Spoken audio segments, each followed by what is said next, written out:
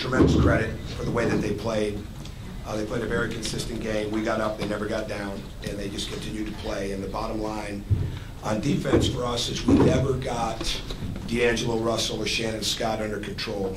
And it wasn't just the 22 and 10 that they had. It was the 13 of the 16 assists. So I can remember almost every one of them because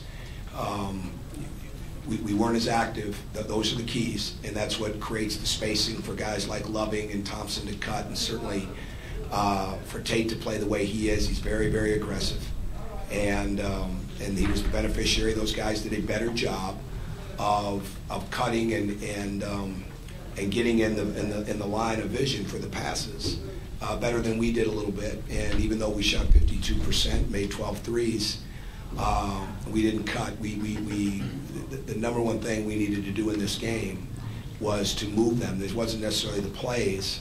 It wasn't about the spacing. It was about getting them off their help lines. And they're very good. They've got as good a help defense year in and year out as anybody in our league, which would probably put them as good as anybody in the country when it comes to help defense, because they always have very good individual defenders, but they cover for each other so well. You know, if it's not Aaron Kraft, it's Shannon Scott. I mean, they just do such a really good job of that. But we needed to cut. We needed to pull people out of those gaps where they would have to honor us, and we cut sometimes, but we didn't cut with the purpose that we have to have, and we weren't as consistent. And then our turnover service. You know, you can't give them easy looks at the basket. You certainly can't give them easy fast break baskets off your turnovers. So we still scored. We missed some shots that we'll be able to look at the film and see what we could have bridged the gap even a little bit better. But the bottom line today is D'Angelo Russell and Shannon Scott played the way we couldn't let them play, and we did. And they had a lot to do with it, no question about it. But we never took them out of what they wanted to do. We never let them. They never got uncomfortable, and therefore everybody else on the team was a beneficiary of it. But give Thad and the staff and everybody, they deserve credit because they stayed very, very consistent in the game. We had our moments, certainly, but we weren't as consistent as we need to be. Tom, what happened with Rob in the first half? I haven't talked to Tim. He got. I didn't see the play or remember the play, but he got banged up. He was not the same. You know, he was able to go back in. But I don't have a great. I came right from the locker room to the radio show, so I haven't gotten an update on that. But he was good enough to go back into the game. But I mean, he wasn't. Certainly, he wasn't at full strength. Next question. Tom, their help that you talked about, was that what created all the turnovers in the first? I think so. Yeah, us trying to a couple times, us reverting back to mistakes, and Troy trying to make plays that aren't there, Stan trying to make some plays that aren't there. James and Rob not cutting and moving without the ball the way that they need to. But that's really the thing. We have plays and things of that nature, but it's really more about our spacing and concepts right now, and then so much of it comes down to our screening, our shot fakes, you know, playing out of the corners. Well, a big part of that is the cutting, because people are going to try to get, and we knew it was coming, and we just didn't do a very good job of executing, you know, random cuts, random scoring cuts, you know, hard rolls after a screen. So we weren't as we weren't nearly as sharp, and then we weren't as good with the basketball. There were a couple times they weren't as good with the ball. They got better.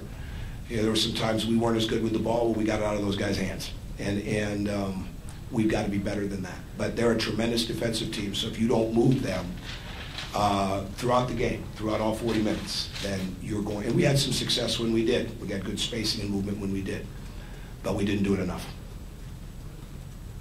Coach, in the second half, did you intend to have Yogi make an awful lot of plays, or were they just open at his opportunity? Well, I think Yogi makes a lot of plays for us, and I think some of that is because he could get it, but we weren't as good of a movement offense. We still had our spacing, but we didn't move the defense the way that we needed to, so we never really made them have to do, you know, 2 or 3 things at once. You know, help on their man, help on the ball. Now, when we did, we got good looks, but Yogi did a really good job. He was the most.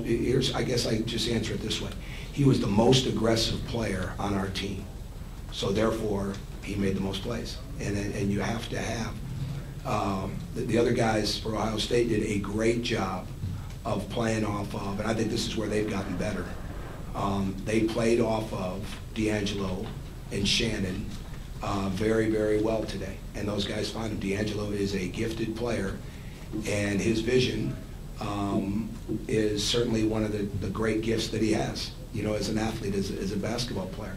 And Shannon can do so many things. I've been a big fan of his for a long time. Today doesn't change that at all. He's going to play in the NBA for a very long time.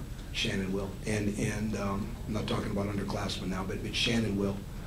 And he deservedly so, because he understands the game so well, he moves it, and he makes the game easier for everybody else. Well, when we're successful, we make the game easier for everybody else. We didn't do as good a job of that today. And defensively, we never took them out of their comfort zone.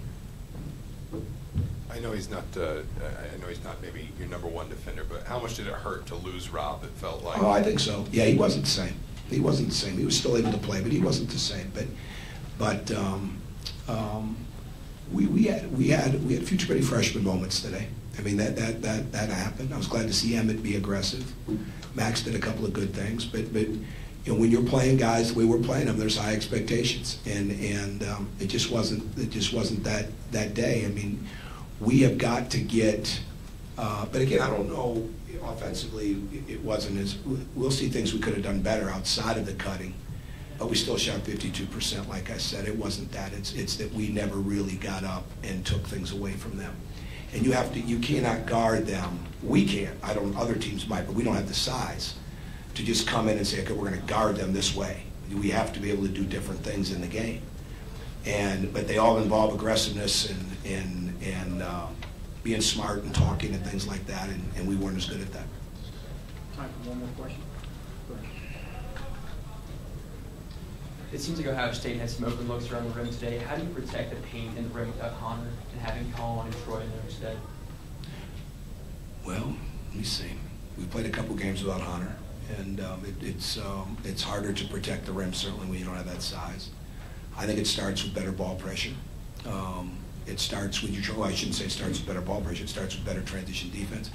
One of the best ways to do it is not turn the ball over and let them go drive to the rim. But I think it's just being aggressive in whatever you're in, whether you're switching, whether you're zone, whatever it is. Getting the lane cut off, you know, getting somebody in front of the basket. There's a lot of different things, and we'll continue to work on figuring them out, because we're not getting any bigger anytime soon. So, thank you.